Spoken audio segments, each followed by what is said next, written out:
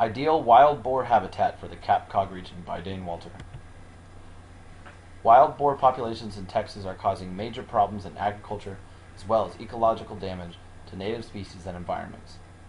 There needs to be more detailed information on where the most concentrated populations of this invasive species live.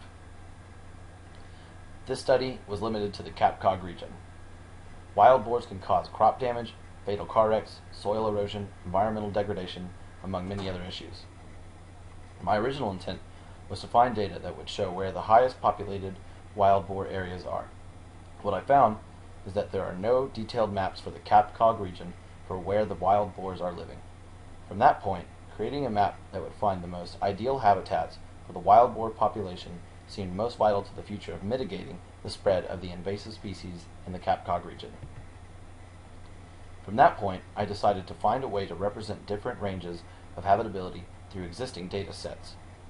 I contacted Dr. Billy Higginbottom of Texas A&M University for information on the habits of wild boars, specifically those in the CAPCOG region. I found that there is rainfall threshold for wild boars. Below a certain value, they are completely dependent on flowing, consistent water. Additionally, they have specific requirements for nesting. They need heavy vegetation, a water source, providing that there is not sufficient rainfall to support them, and a food source within a mile of a nest. They are omnivorous, but heavily gravitate toward farm and cropland. Given this information, I set about creating spatial representations of habitability. Research question: where is the ideal habitat for wild boar populations in the CAPCOG region? My data sources are CAPCOG, hydrography, annual precipitation, vegetation, city limits, and counties layers. And from Texas A&M, a personal interview with Dr. Billy Higginbottom, and wild hog habitat data. Analysis techniques. Wild boars nest in heavy vegetation next to active bodies of water. I started by taking the CAPCOG hydrography layer and creating a selection by attribute based on consistent water flow. Then I took those bodies of water and created a 1 mile buffer from those bodies of water and dissolved the features together. Since they nest in roughly the same location consistently and have a range of 1 mile from the location every night, it allowed me to eliminate certain areas of habitation from the start using the clip tool. Additionally, the boars require heavy vegetation for nesting. If wild boars do not have a consistent body of water, they can still survive if there is suitable annual precipitation.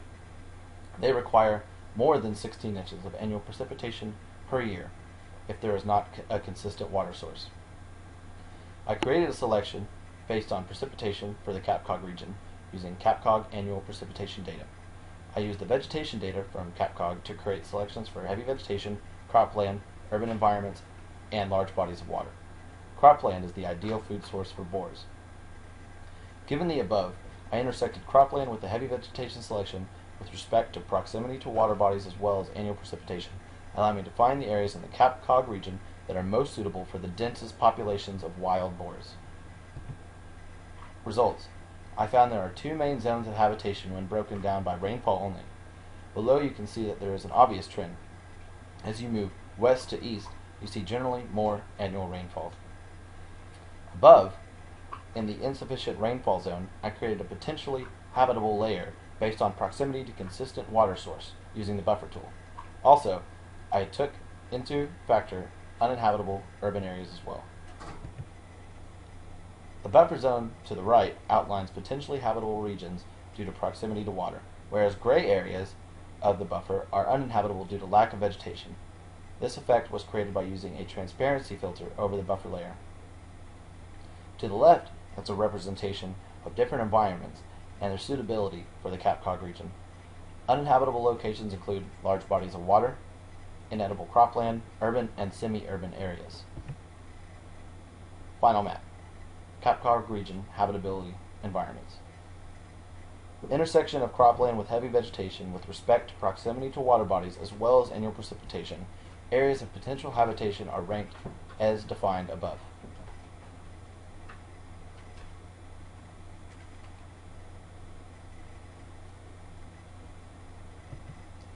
Conclusion. As I expected, the plains east of 35 seem to have the most ideal habitat for wild boar populations in the CAPCOG region. In the future, I would change the applicability of my research methods to include larger regions as well as the inclusion of field studies to validate the methodology. I would also expand my scope of research to include more experts on invasive species habitation.